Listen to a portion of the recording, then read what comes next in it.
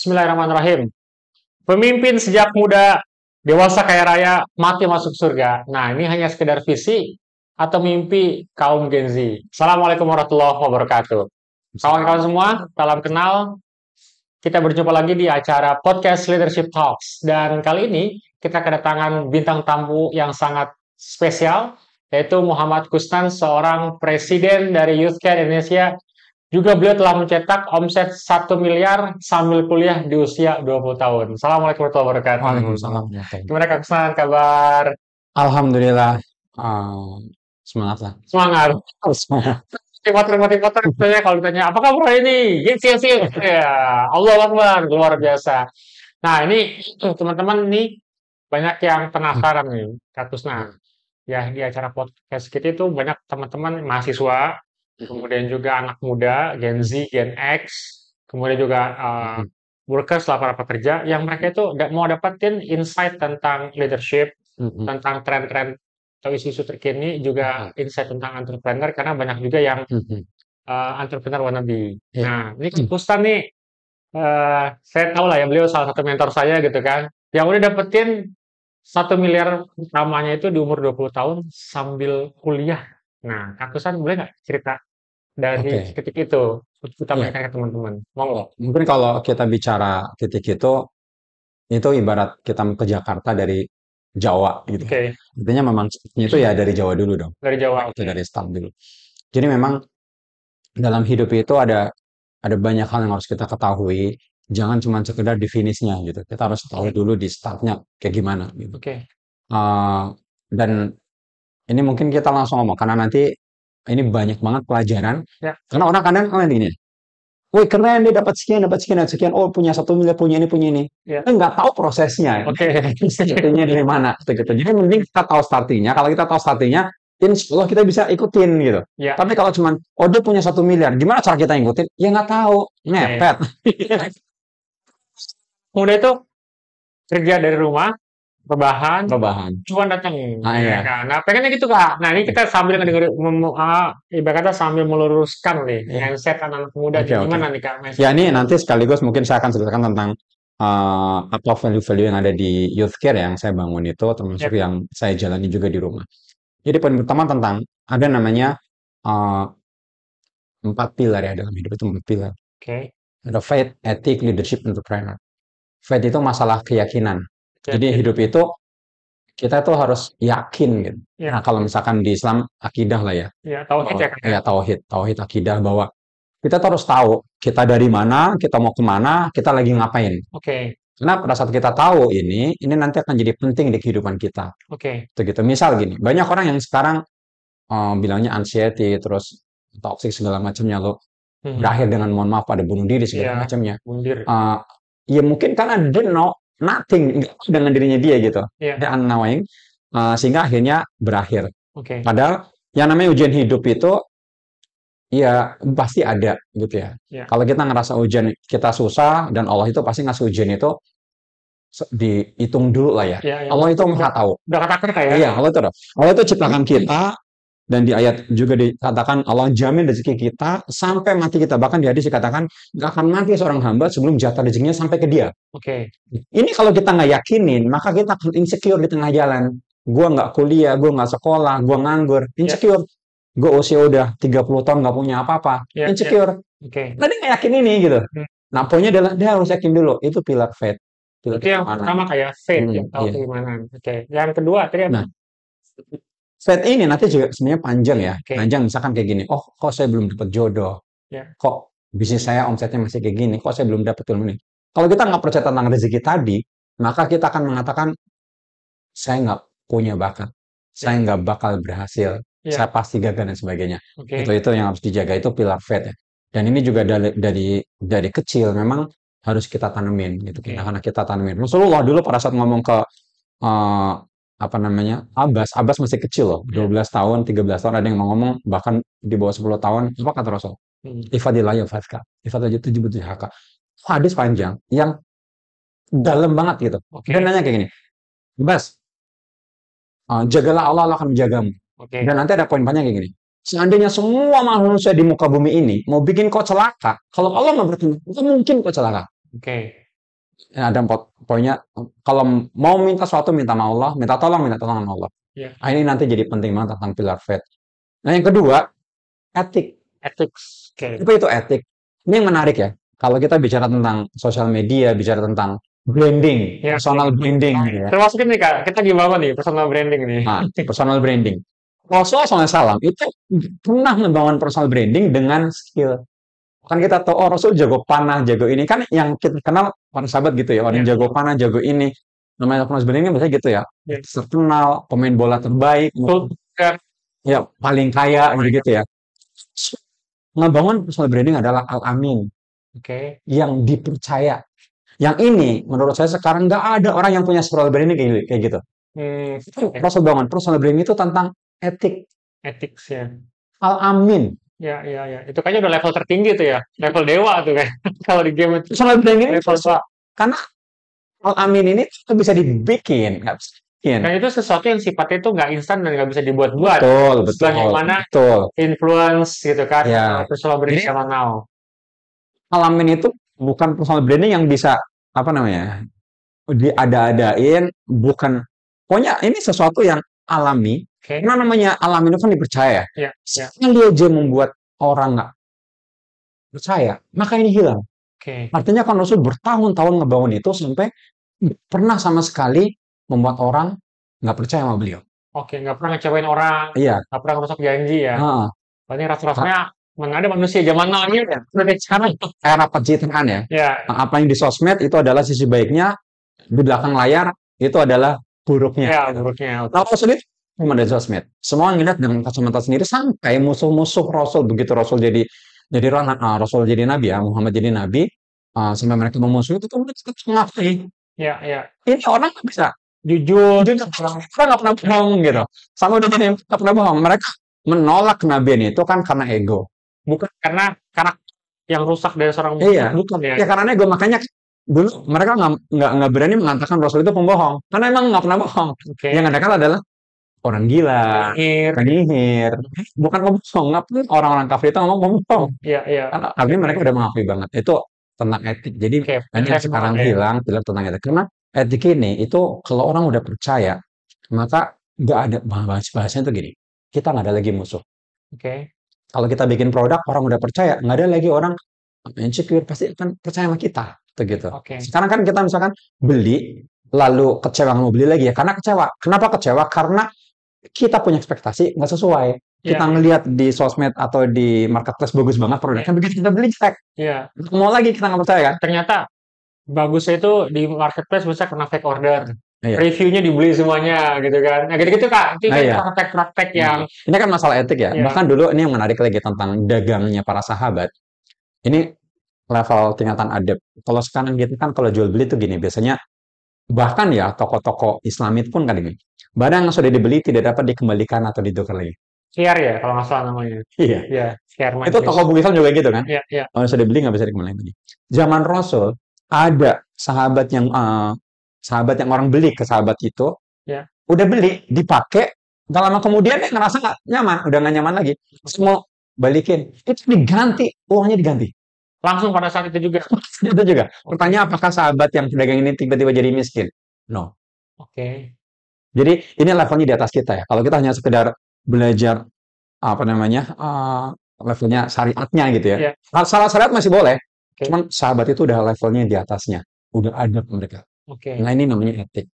Nah pilar ini harus dibangun. Di zaman sekarang sekolah juga pendidikan memang harus ngebangun etik, apalagi kita berbangsa bernegara gitu ya. Pejabat kita udah. Ethics itu kalau di bahasa Indonesia itu adab itu kayak Iya ada. faith itu tentang keimanan, kepercayaan kita. Kemudian pilar yang kedua itu ethics itu tentang adab.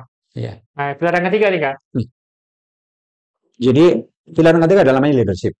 Oke. Leadership. Nah, bicara leadership itu bukan cuma sekedar kita bisa memimpin orang. Oke. Kalau saya ngebedah nanti pilar leadership ada dua. Pertama adalah knowledge. Oke. Yang kedua leadership itu sendiri. Karena gini, kita mau memimpin, kalau kita nggak tahu ilmu, maka gimana kita mau memimpin? Ya, ya, Namanya leader itu kan di depan. ya. Kalau di belakang namanya follower. Oke. Kalau kita bicara leadership berarti dia posisi di depan, Oke. ngambil keputusan. Ya. Maka ada yang harus mendukung namanya knowledge. Oke. Begitu. Nah, dalam hidup itu kita harus kuat pilar ini. Knowledge kita harus punya banyak ilmu. Mhm. Yang kedua, ilmu itu kita pakai untuk apa? Untuk membimbing kita. Begitu. Oke. Jadi pada saat kita mau jalan, mau menentukan sesuatu, itu jangan pakai emosi. Ya, Jadi ya, ya. keputusan-keputusan hidup kita harus berdasarkan apa? Ilmu, Oke. wawasan. Ya. Begitu. Jadi mau nggak mau nanti, kalau di saya itu ada namanya 3 rule. Oke. Jadi hidup itu rule, pola. Jadi apa polanya? Learning, growing, inspiring. Learning, growing, inspiring. Learning kita belajar. Belajar. Jadi kalau kita mau apapun, misalkan gini, saya pengen dapat 1 miliar pertama. Oke. Maka tahapan pertama adalah saya belajar gimana caranya dapat 1 miliar pertama. Oke. Tapi jangan berhenti di learning. Ya. Karena edukasi kita itu berhenti di learning. Oke. Learning menghasilkan knowing. Hmm. Ya, kita belajar untuk apa? Tahu. Ya. Jangan berhenti di situ. Karena kalau kita berhenti di situ, nothing. Ya, jatuhnya hanya tumpukan pengetahuan aja kayak di Iya. kepala, Kak. Bruce Lee kalau nggak salah pernah bilang kayak gini, knowing is nothing. Knowing is nothing. Oke. Applying what you know is everything. Baru sekedar tahu itu sebenarnya belum ada apa-apanya. Apalagi zaman sekarang, Ya. ada AI. Ya, sebenarnya Sebenarnya. Jadi kalau Halo AI. cuma sekedar tahu, iya tahu semua. Ya, Sebenarnya ya kalau dia cuma sekedar tahu, dia nggak bisa create something. ya, lebih pintar dari kita malah. Ya, ya. Gitu. Nah, jadi tahapan berikutnya setelah kita tahu, learning adalah kita growing. Growing itu melakukan apa yang kita tahu. Oke, praktek ya. Praktek. Misalkan gini, cara mendapatkan 1 miliar pertama. Saya yakin semua orang pada tahu. Saya yakin semua orang pada tahu. Nanti misalkan saya kasih tahu dulu saya dapat 1 miliar pertama. Oke, orang padamu melakukan itu. Nah, itu. Kalau Biasanya cuma orang, sekedar tadi, no way, ya. gitu. Orang kan ketika dengan 1 miliar pertama di usia 20 tahun sambil kuliah lagi, gila nih, gokil nih. Ya pasti rahasianya paling gitu, Kak. Ya. Banyak Jadi, yang kepo gitu. ya betul. Jadi applying what you know is everything. Jadi tahapan berikutnya adalah pertama kita learning, growing itu gini. Namanya growing kan bertumbuh. Ya. Bertumbuh berarti you tadinya nggak punya jadi punya. Ya. Caranya gimana? Apa yang you tahu, lu jalanin. Oke. Kita belajar akuntansi dari SMP maunya akuntansi, SMP akuntansi, SMA akuntansi, kita kuliah belajar akuntansi. Akuntansi nyatat tentang pendapatan 100 juta. Apa sih 100 juta? Belum ada duitnya di awal-awal, bahkan duit orang gitu. Terus pernah waktu sekolah nanya, Bapak emang pernah dapat 1 miliar gitu? Ya belum sih. Ya kita belajar dulu. Kita hanya sekedar berhenti belajar di situ. Oke. Berapa banyak akuntansi yang sudah ngitung uang miliaran, tapi dia nggak pernah megang uang miliaran. Ya, ya. Karena cuma sekedar tahu. Oke. Begitu. Nah, tahapan terakhir adalah setelah kita growing, bertumbuh, kita dapat nih, misalkan, gimana caranya dapat 1 miliar pertama? Saya usaha banting tulis, sampai saya dapat 1 miliar. Nah, tahapan berikutnya adalah learning, growing, inspiring. Berbagi. Inspiring. Oke. Atau sharing juga, Kak. Iya, sharing dan berbagi. Jadi, sesuatu yang udah kita punya, ini nggak ada artinya Oke. kalau cuma sekedar buat kita doang. Nggak akan ada big something yang kita lakukan kalau misalkan cuma buat kita doang. Tapi kalau misalkan kita inspiring, kita berbagi, kadang inspiring itu nggak harus juga fisiknya, materinya kita bagi. Oke. Tapi cara-caranya kita sharing, mungkin itu akan menginspirasi banyak orang sehingga changing itu akan tercipta, gitu. Perbaikan itu akan tercipta, perubahan itu akan tercipta. Rasul, apa coba yang membuat Islam itu sampai sebesar ini? 2 miliar followers kalau sekarang itu. 2 miliar Jadi, muluk. learning, growing, inspiring. Rasul belajar, Rasul ngajarin para sahabat. Oke. Rasul lakukan apa yang dipelajari. Ya. Ada tahapan tuh kayak gini. Ya Rasul, kita ini doang. Enggak, emang ayat Al-Quran itu turun, begitu ayat Al-Quran itu turun, itu dijalanin dulu. Ayat per ayat dijalanin dulu. Oke. Bahkan beberapa ayat Al-Quran itu ada namanya sebabun nuzul. Ya. Itu nggak akan turun sebelum itu terjadi, atau memang itu bakal terjadi. Oke. Jadi nggak ada namanya Al-Quran turun satu ayat, terus Rasul buka satu persatu kita belajar, nggak kayak gitu. Atau satu mushaf nih kayak sekarang.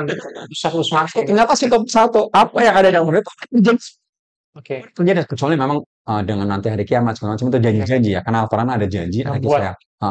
Dan ini juga menarik. Misalkan kita bicara tentang organisasi Islam terbesar di dunia, saya katakan terbesar dunia, ini juga dunia mengakui tentang Muhammadiyah misal. Oh, Muhammadiyah. Dengan aset sekian banyak gitu. Ada kita menarik.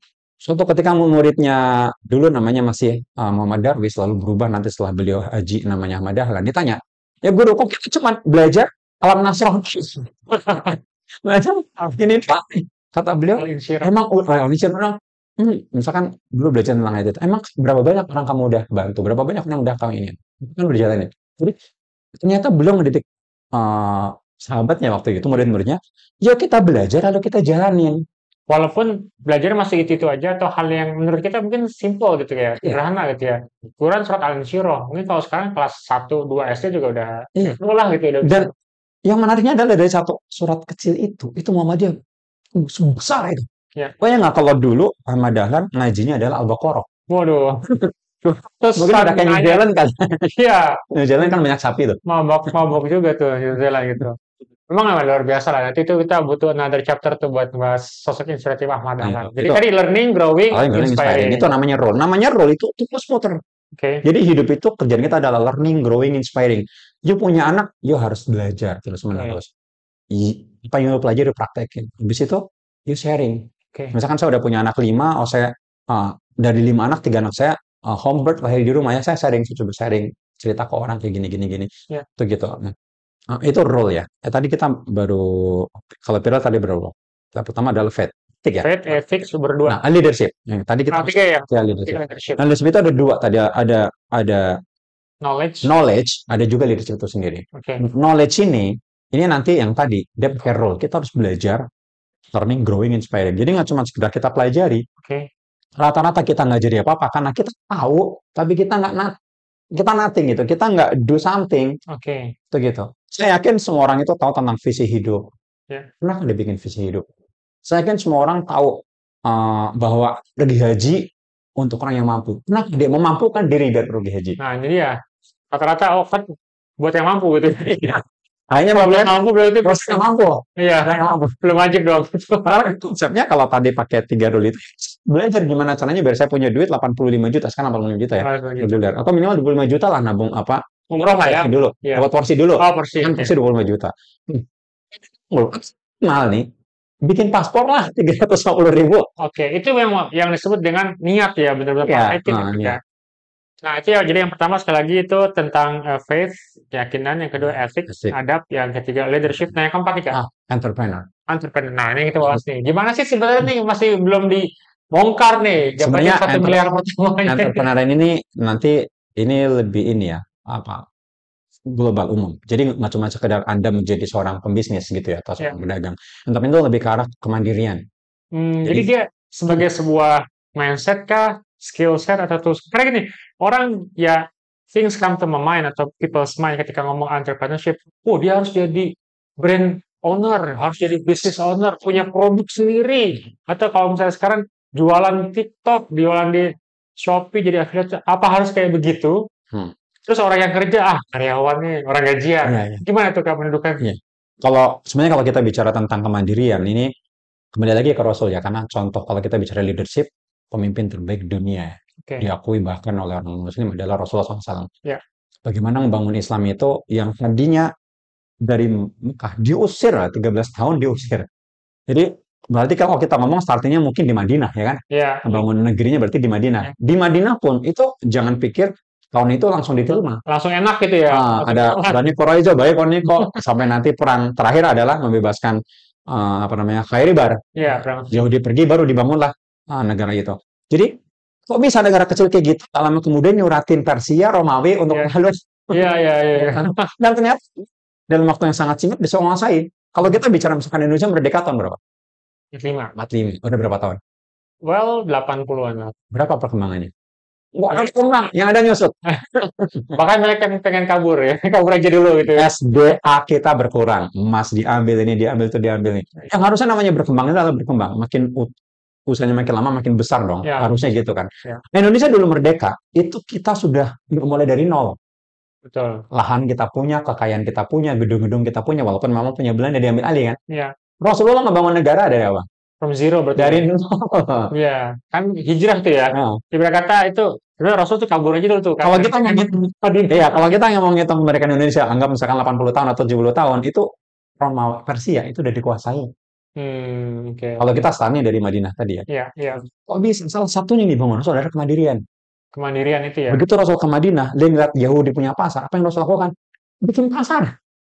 Yang kedua setelah bangun masjid ya? Iya, bikin pasar. Nggak kan tadi ngeliatnya pasar. Iya. Ya kalau masjid itu pas Masjid Kuba. Iya. Bangun masjid ya. Itu basis. Jadi masjid itu nanti jadi tempat pusat untuk orang banyak belajar dan beribadah. Minta sama Allah dan banyak belajar. Ini juga nanti jadi koreksi untuk masjid itu harusnya fokusnya kayak gitu. pusat peradaban lah. Bukan cuma pusat ritual ya. Ya, ritual habis itu dikunci. Salah. Jangan Jadi diberikan di Masjid Nabawi kan ada sufuk tuh kan orang-orang pada tidur di situ. Kemandirian yang dibangun. Ya. Yahudi punya pasar, Rasul bangun pasar. Oke. Jadi Bangun kita punya pasar. punya pasar sendiri, punya marketplace sendiri nih. Zaman Ya, sekarang. begitu udah punya pasar, ternyata Yahudi itu tahu ketahuan bobroknya. Dia ribawi, dia nipu sana nipu sini. Nah orang Ya, pasar Yahudi kalah, ya. begitu. Nah ini menarik. Jadi, nah, kalau secara personal juga gini, oh kita tuh nggak punya pilar kemandirian. Kenapa nggak punya pilar? Oh, nanti kalau misalnya kita bahas panjang, ternyata kalau kita mau membahas tentang perkembangan manusia, kita tuh kadang gagal pendidikan. Kita nggak memahami. Jadi gini, pola manusia apa? Level manusia itu kayak gini. Pertama adalah dia mulai dari sebelum akhir balik, Oke. lalu akhir balik. Oke. Nanti ada namanya rusdan. Jadi kalau sebelum akhir balik, semuanya orang tua yang nanggung. Ya. Orang tua. Begitu akhir balik, kalau laki-laki ya, ini khusus laki-laki, dia harus nanggung dunia dan akhiratnya sendiri. Nah, berarti udah Makan, langsung tuh. iya makan, kuliah segala macam. Nah, kira-kira usianya berapa? 9 sampai 12 tahun. Jadi anak 12 tahun harusnya dia nggak boleh minta duit orang tua lagi. Orang tua kalau ngasih duit ke dia itu sedekah, infak. Namanya sedekah, infak. Nanti orang miskin. Oke.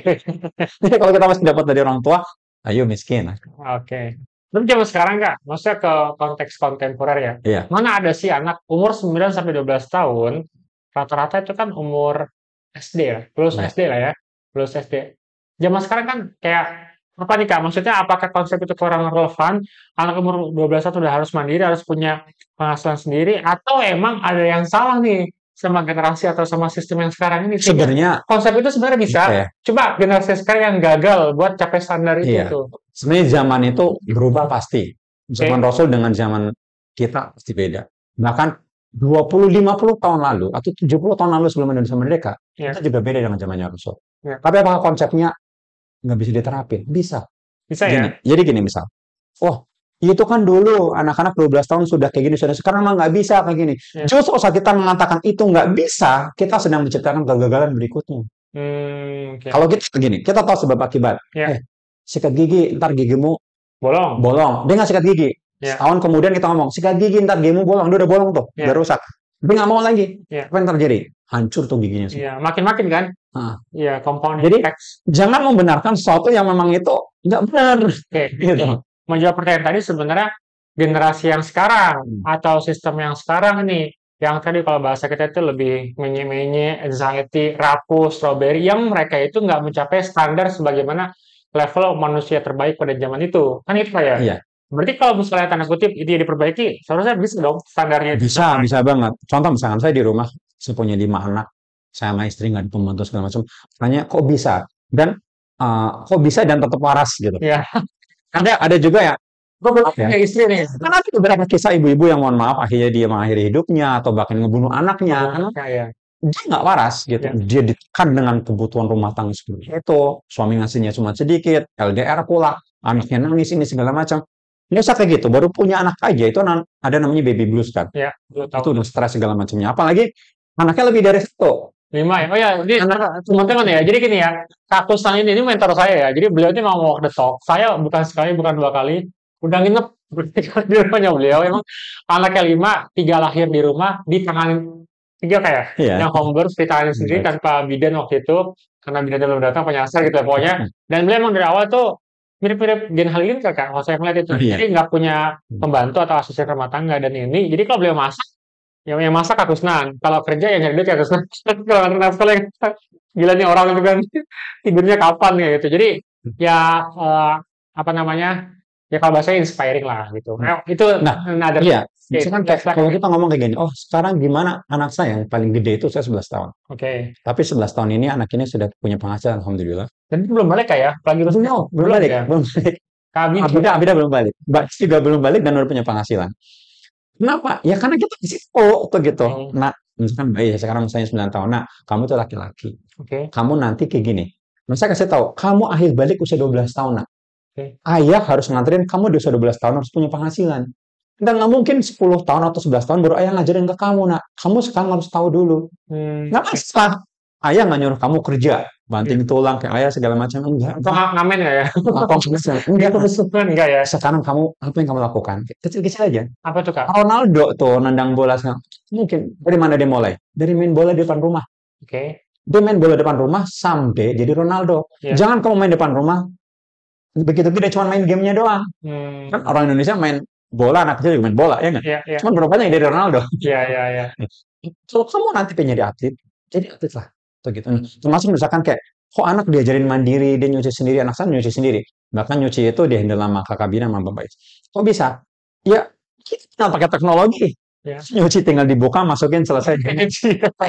Nah, itu yang tadi saya bilang, kembangan zaman itu kita pakai, tetap kita pakai. Oh, oke, got the point. Misalkan kayak gini, gila anak 11 tahun suruh nyari duit. Sekarang tuh, Kabila tuh dia jualan es, terus jualan es krim. Jadi kamu sudah dapat cuan dari itu ya? Iya, karena gini, sekarang semuanya jualan bisa serba instan. Bahkan kamu bikin, walaupun saya belum ngajarin anak saya untuk apa namanya gadget ya, saya belum izinkan mereka gadget. Mungkin kalau pakai mereka akan bikin konten.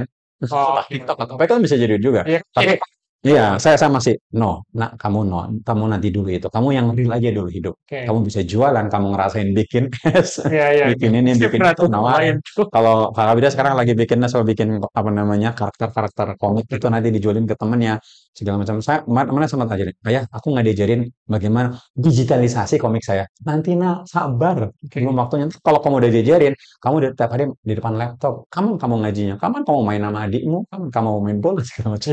Karena itu fisik penting, kamu jadi sehat. Jadi bahwa tadi misalkan 12 tahun udah kayak gini zaman sekarang kayak mungkin aja Iya. kita tadi nyuci baju udah pakai mesin tinggal masukin doang. Iya.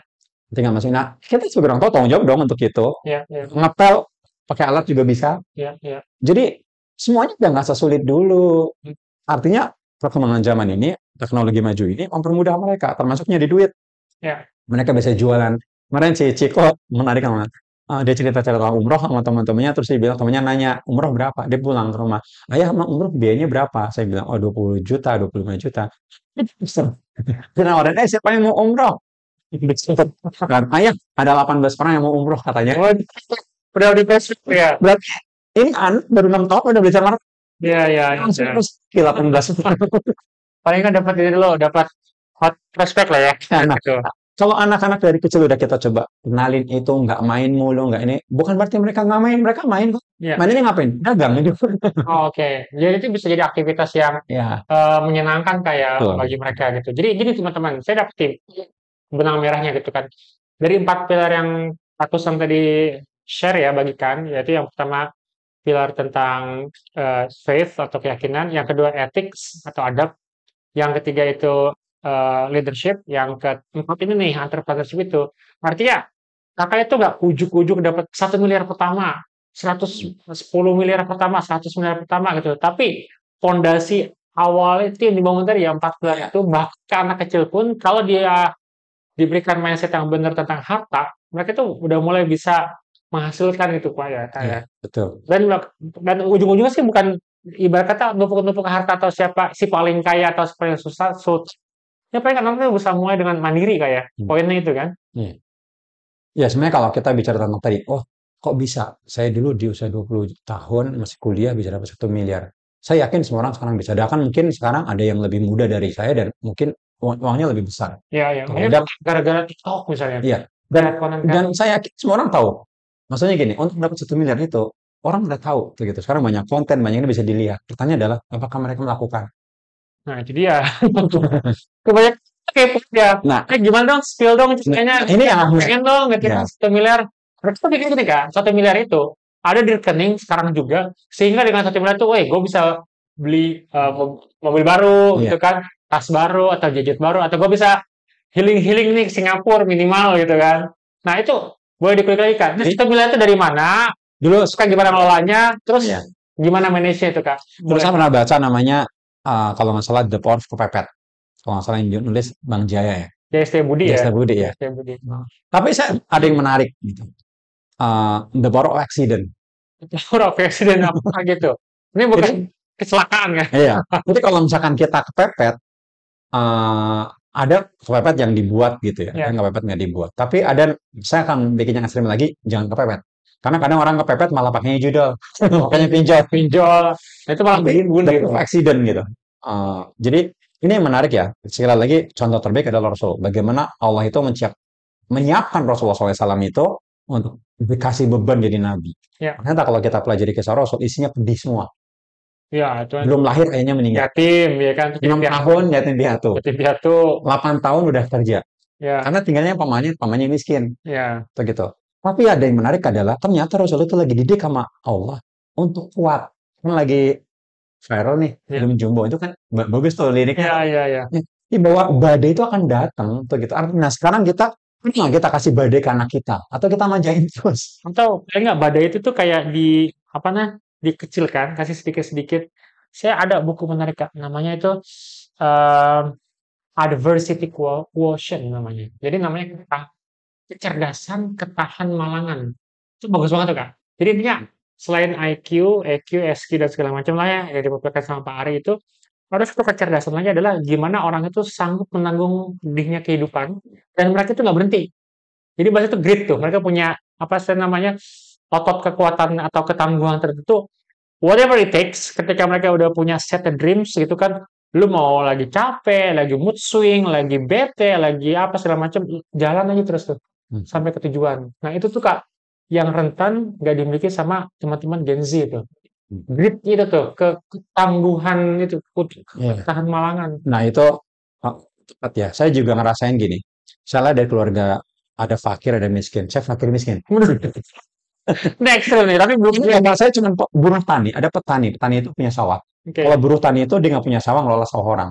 Ibu saya cuman ibu rumah tangga sambil ngajar, tapi yang punya ijazah. Jadi ngajar cuman sekolah uh, sekolah nggak terkenal gitu di iya, kampung. iya. Yang Kamu yang kan masih di Jawa atau di di Sumatera? Jawa, di Jawa, di Jawa ya? Kebumen. Saya di Jawa, di Kebumen. Oke, Dan yang saya sekolah dulu sampai itu waktu mau saya kelas 6 SD, mau SMP itu bapak sempat ngomong bapak nggak punya duit. oke, Walaupun beliau tetap memaksakan jual sepedanya, saya melanjutkan ke SMP. SMP kelas 1 sampai kelas 2, bapak ngomong lagi bapak nggak punya duit. Karena oke. waktu itu gagal, pertanian gagal, nyewa sawah orang ditanemin timun. Qadarullah begitu mau panen musim hujan. Namanya hujan, timun kan berair, nggak laku. Oke, Nggak laku. Jadi saya ngerasain ya Allah petani itu memang jempol banget. Jadi belajar tadi ketahanan, petani itu paling tahan. tahan mental. Berpuluh-puluh tahun gagal panen, apakah dia terus resign? Ada Makan gitu. gitu kan. Petani resign nggak makan gitu. Iya, kan masih bisa makan nasi nih. Tapi kalau misalkan hari ini Jakarta hujan, orang santai tinggal pakai payung. Iya, Orang kampung petani lagi mau panen hujan, stres dia. Masya Allah. Ya kan mau panen nih, namanya panen harus kering. Ya, Dan jemur tuh padi disimpan. Cek, kalau padi pohonnya roboh, rusak. oke. Petani nih, bertahun-tahun diulang-ulang kayak gitu, apakah terus dia give up? Oke. Tahan banget. Nah, saya sebagai anak petani, saya belajar itu. Malangan itu ya. Tahan malangan itu dari orang tua dan saya diajarin itu. Jadi, ini mungkin saya nggak belajar di sekolah. Sekolah belajar teori, iya. Tapi di kehidupan pribadi keluarga saya belajar itu.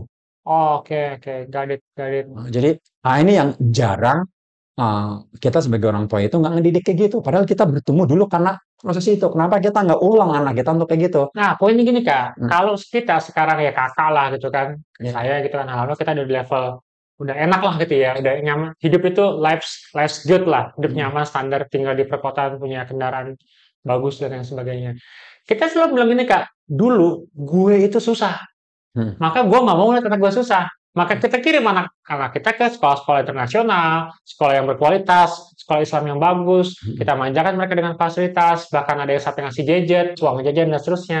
Nah mungkin bahasanya itu kita itu mau balas dendam sama masa lalu Kak. Iya. Pernah nggak tuh Kak melihat fenomena Iya, kayak gitu? iya. Dan itu Iya. bukan satu, bukan dua. Rata-rata parents apa ya, ya yang parents lah ya, maksudnya anak muda yang udah jadi orang tua yang punya anak yang dulunya susah kayak kakak bahkan kakak jauh lebih susah dari saya. Hmm. Ketika punya anak, mereka nggak mau melanjutkan pembelajaran kegetiran hidup itu ke anaknya. Hmm. Karena ngerasa apa yang gue alamin, ya gue korban ya dari keadaan. Karena orang tua dulu, misalnya dari mohon maaf dari keluarga kismin, nggak punya apa-apa dan segala macam. Gue mau sekarang gue ngeliat anak-anak gue hidup enak. Nah itu apa yang salah itu kan? Sebenarnya kalau kita mau bilang salah atau benar, khawatir nanti kita nyalain orang gitu ya. Ya, ya, ya. Tapi yang penting itu kayak gini. Banyak orang yang nggak tahu ilmu sebelum dia berkeluarga. Banyak orang yang nggak tahu ilmu sebelum dia punya anak.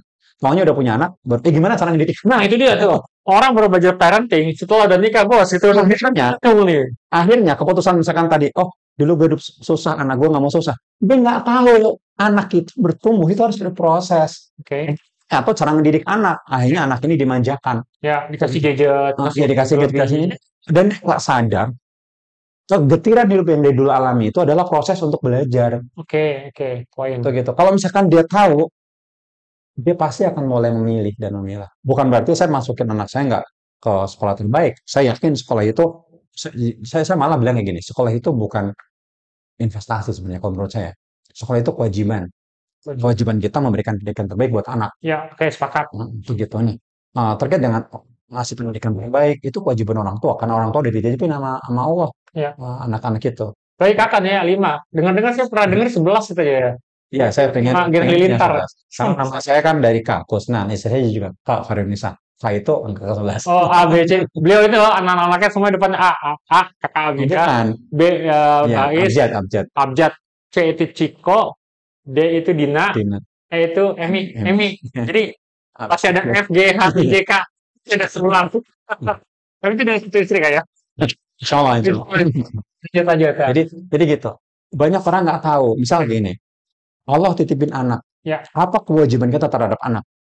Nah, ini berat ini. Ini kita 8 SKS nih tentang parenting dan orang memutuskan untuk yang penting anak saya itu dia nggak susah deh. Ya, gua ngomong apa kewajiban kita terhadap anak itu apa aja sih? Ya.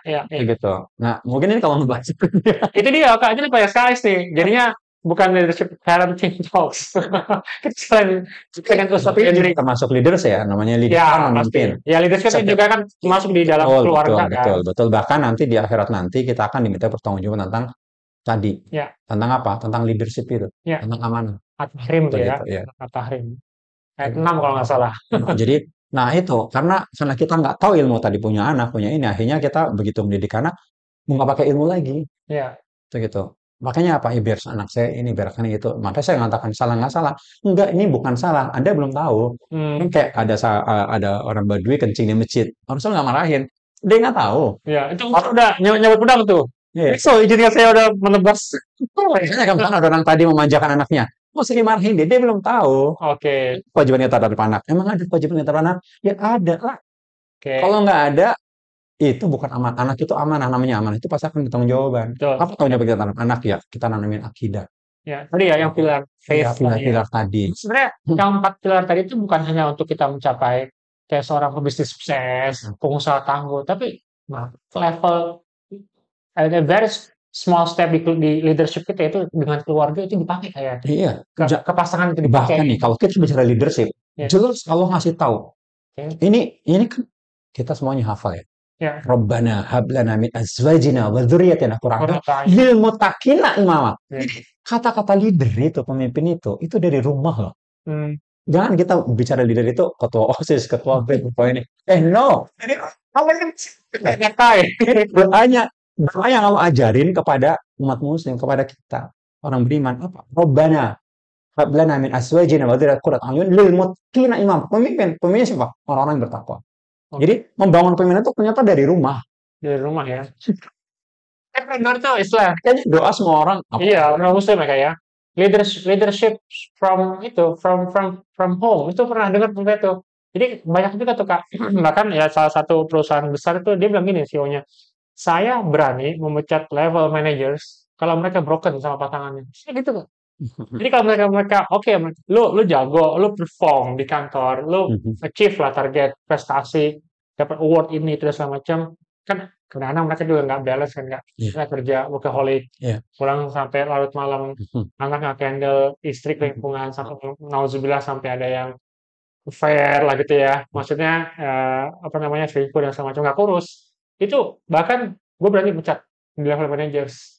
Artinya bukan cuma orang yang secara pekerjaan perform, tapi emang dia juga pakai si leadership itu buat bisa ngebimbing gitu ya, ngebimbing keluarganya itu. Ya, betul. Dan tadi pada saat kita mendidik anak nanti kedisiplinan dengan leadership, maka nanti anak akan tumbuh menjadi seorang leader. Oke. Start from home itu kayaknya bagus juga tuh kan? Iya, karena memang gini. Ini kan nanti jadi awal peradaban ya. Dari rumah gitu. Kalau misalnya anak kita manja, gini, you mau anak you 10-20 tahun jadi apa deh? Oke. Kalau kita pengen 10 tahun, 20 tahun dia jadi apa, kan berarti kita tanamnya dari sekarang tuh. Ya, ya, Misalkan pengen anaknya strong nggak, kuat nggak, berarti sekarang mesti diajarin kekuatan. Pengen ya, anaknya mandiri nggak, ada nih kemandirian dari sekarang. ya, Kan nggak mungkin kita nanamnya sekarang, panennya sekarang. ya, ya, Nah ya. itu, Make sense. itu cambah ya bisa, itu toge, ya 6 hari. Tapi kalau anak enggak, Ya, prosesnya panjang. oke. Nah tadi karena orang nggak tahu, maka dia lakukan anaknya seperti itu. Kalau dia tahu, nggak mungkin akan kasih gitu aja. Misalkan kayak, kenapa dulu saya kuliah bisa dapat 1 miliar pertama di usia 20 tahun? Ya karena waktu itu saya butuh. Saya butuh, akhirnya saya sibuk, teman saya pada kuliah, pulang kuliah mungkin tidur, saya pulang kuliah ngurusin dulu masih ada warnet ya. Ya. Saya bangun warnet saya.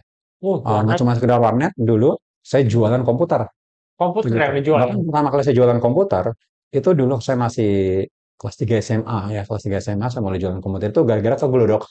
Kalau Oke. toko Glodok itu kalau kita naik lift atau keluar dari eskavator itu isinya apa? Orang ngisi brosur. Hmm, Wah, hmm, saya kepikir, gila, gue bisa jualan kalau kayak gini.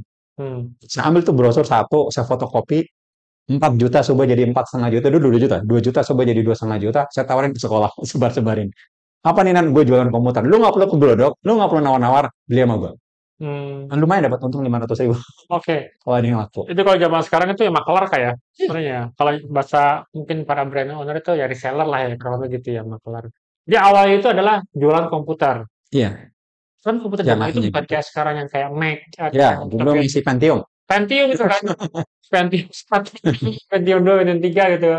Ini kayaknya Gen apa nih kakaknya? Dan dulu saya nggak, Gen apa ya kayak? dulu saya nggak ngerakit, yang ngerakit itu ternyata adalah teknisi di warnet. Jadi saya dulu dekat sama saya itu ada warnet, saya ke sana, pertama kali ke warnet saya nggak bisa apa-apa. Sama abangnya tanya, lu mau ngapain? Ya. Warnet lah. Ya ngapain? Bikin email. Diajarin sama dia bikin email. Begitu ada yang, bang, ini kok rame, dia main game. Saya nanya, gimana cara main game? Diajarin sama dia. Bang, gimana caranya punya komputer kayak gini? Di lain waktu saya kasih tuh. Gini deh, gue besok ke apa namanya Glodok, Bangga 2, mau ikut nggak? Kalau mau ikut, ayo gitu. Nah, Ya. saya ikut nama beliau di, oh ternyata sini lo jualan komputer. Hmm. Begitu. Saya ngeliat, kayaknya teman-teman saya butuh komputer nih. Ya. Saya fotokopi, sebar-sebarin. Walaupun 1 minggu pertama nanti nggak ada yang beli. Tapi minggu kedua mulai ada yang nanya. Nggak ada yang ini ya. Mulai ada yang nanya. Mau yang ketiga ada. Oh, saya ngomong ke bang itu, bang, saya kemarin jual. Oh, lu punya ide jualan juga. Bang itu nggak pernah jualan. Oke. Ini ada yang beli bang. Ini Pentium sekian sekian. Bisa ini. Ya udah besok kita ke sana. Ditemenin sama beliau. Beliau rakitin. Jadi saya kasih ke teman saya. Saya anterin ke teman saya. Oke, oke. Terus, bang, ini saya bayar abang berapa? Udah kan lu butuh duit. Buat lu aja. Nah, buat saya semua. Walaupun saya kasih akhirnya. Beliau saya kasih. Kita bagi dua. Dan awal lagi ya beliau lagi ngaget. Hmm. Bang, saya nggak bisa nganterin ke Mangga 2 karena saya sekolah. Ya ada PR segala macam. Ya udah gue yang ngurus. Ini ngurusin dia. Itu udah di level kuliah atau masih sekolah? Sama. Masih SMA ya? Sama. Nah, nanti Oke. begitu yang tadi 1 miliar pertama itu pengadaan barang. Oke, Jadi ada pengadaan. gedung-gedung pengadaan barang karena teman saya bilang, "Nan, lu masih jualan komputer?" "Masih," gitu. "Ini om gue butuh pengadaan barang di kantornya segala macam." Nah, itu pun saya nggak bisa ngerakit sendiri sebanyak itu. Akhirnya saya hubungi teman saya dulu, saya kuliah di Untar, Taman Negara dan banyak orang-orang Chinese, ada juga pengusaha komputer. Itu Kalau- Ridwan Kamil. Oh Ridwan iya, Kamil itu S1-nya itu Untar. ininya. Beliau itu termasuk desain yang sekarang tangganya tinggi banget itu beliau yang Iya, arsiteknya. S1-nya. Jadi yang mahal itu ini Kak. Sebenarnya yang mahal itu adalah mindset kalau saya tangkap tuh. Jadi kalau misalnya orang nanya-nanya, gila nih gimana caranya gue sambil sekolah atau kemudian sambil kuliah, gue dapat 1 miliar pertama, kayak gitu kan. Itu bukan jualan apa atau caranya apa, tapi tadi tuh.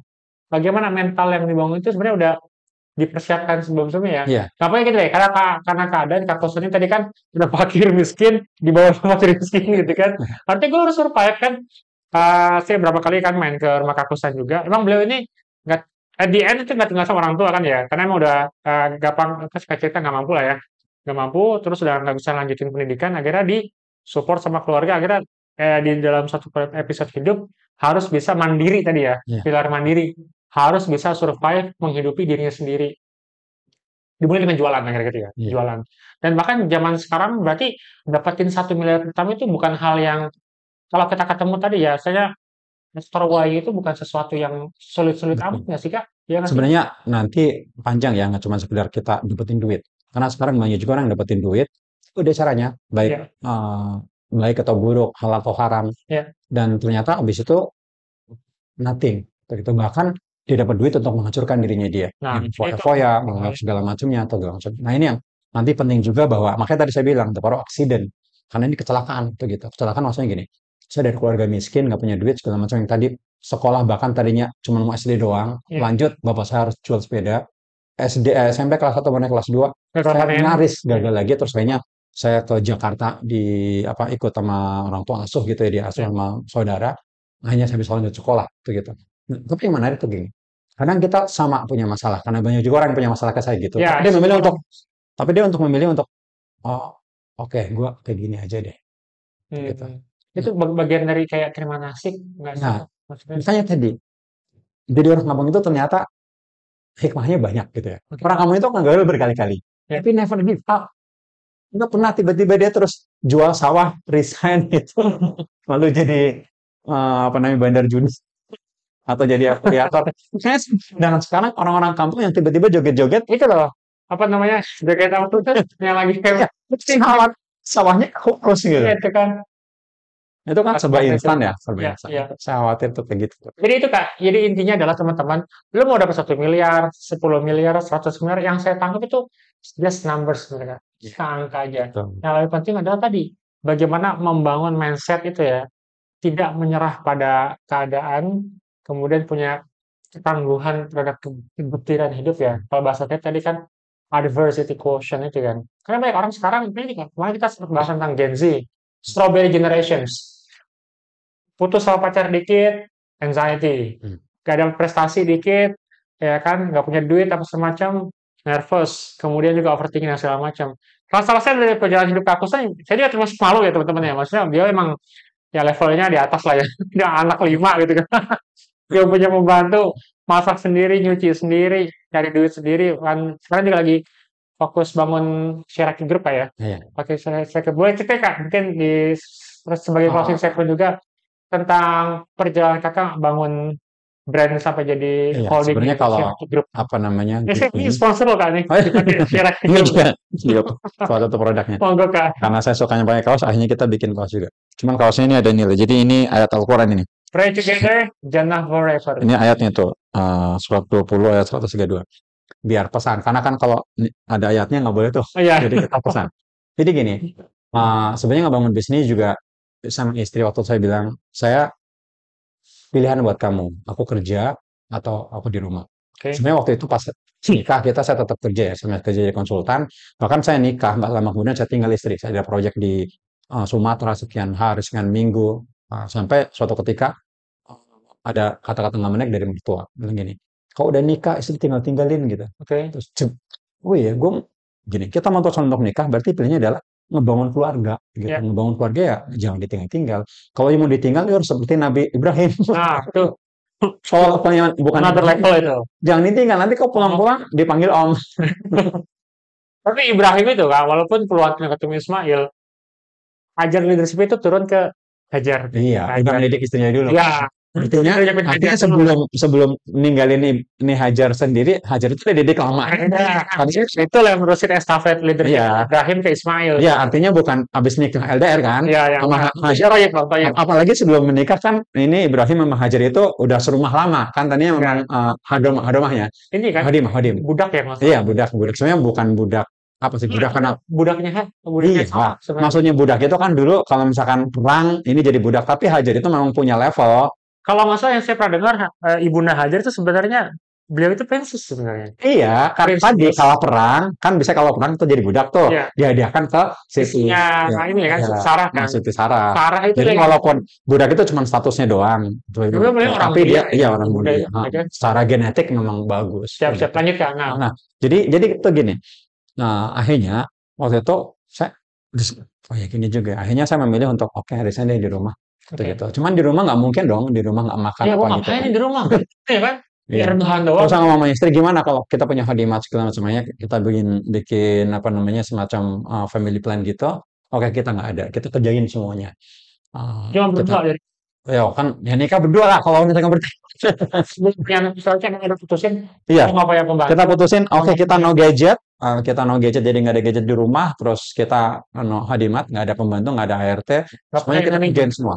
semuanya benar-benar Semuanya kita kerjain semua, termasuk nyari duit juga kita harus bareng-bareng. Begitu. bagian yang enak ya Samsung kan ya. Sebenarnya waktu itu saya nggak mau mengajarkan istri, maksudnya ini duit urusan gue lah. Bahkan sampai sekarang pun semua kebutuhan rumah tangga adalah saya nanggung. Ya, Cuman ya. tuh gini, saya harus ngajarin istri tentang kemandirian juga deh. Tadi kan pilar Ya yang pilar itu kita apa? pilar. Karena kan istri harus kerja juga.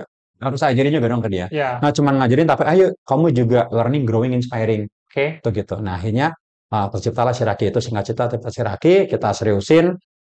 Ya udah alhamdulillah nggak cuma sekedar sebenarnya gini masalah dibesarin atau enggaknya tadi. Kita itu harus punya banyak kontribusi ya. Kan sebagai Ya, manusia adalah yang punya banyak manfaat.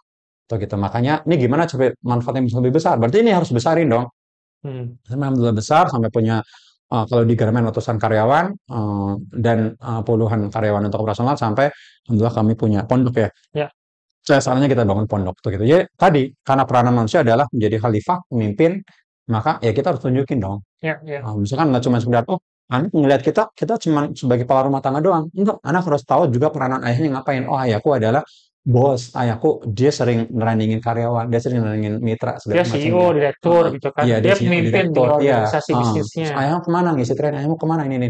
Dia tahu walaupun ayahnya di rumah gitu. Ya, ya. Ayahnya di rumah dia tahu posisi ayahku apa dia tahu tuh gitu. Karena jangan sampai di rumah cuman kita kelihatan nyampung ngepel gitu dong, itu nggak bagus juga, nggak cocok Malah juga. itu kan Heeh, anak menurunkan. nggak akan dapat insight yang Ya, banyak. ya, ya. Itu gitu sih. Oke, nah teman-teman, ini ya, sebenarnya nih kalau kita rangkum banyak banget ya, tapi intinya sih dari perbincangan kita yang saya benar-benar dapat insight tuh Kak, yang saya bisa bagikan ke teman-teman tadi ya.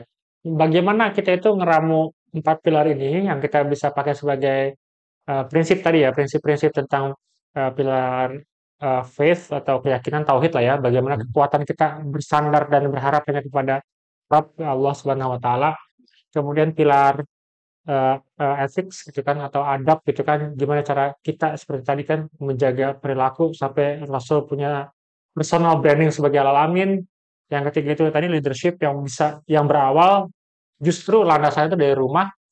Dan yang keempat ini entrepreneurship. Dimana kalau misalnya kita pakai 4 pilar ini tadi ya kita mau dapat 1 miliar ke 10 miliar bahkan 100 miliar dan segala macam itu semua dalam artian perjalanan proses gitu kayak nggak ada yang tiba-tiba orang nonton satu podcast, 2 podcast, baca satu buku dari motivator atau ikut seminar yang semangat semangat semangat gitu kan. Katakan kamu bisa, yes I can gitu kan. Tiba-tiba besok langsung di rekening ada jebret 1 miliar.